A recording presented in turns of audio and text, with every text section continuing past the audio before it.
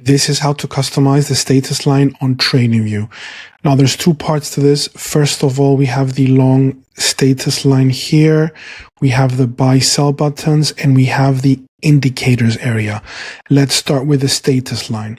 First of all, you can access it by right clicking here and choosing what you want to toggle and untoggle. You see, maybe I want to remove the symbol title.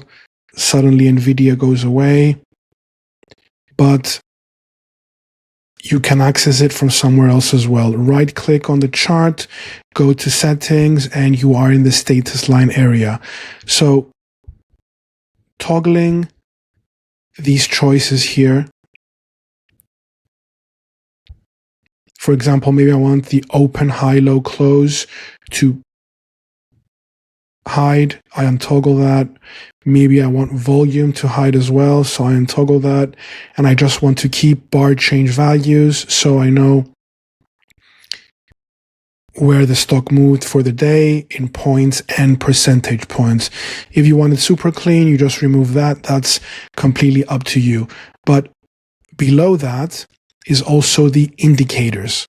So you have here 3 moving averages, the name and the value of each moving average when I scroll with the crosshair. So if I click on inputs here, you see it's the 200 moving average, the 30-day, and the 9, just because I clicked on inputs. Now, if we uncheck that, the title and the input of the MA disappears and we only see the number. Let's put that back on.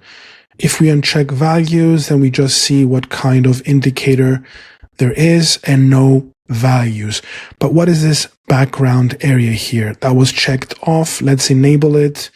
And you see the indicator area here has a white area behind it because this was on max. The opacity was on max. Now it's on 0 and you can see below that indicator panel. Now let's put it back to max because it looks better.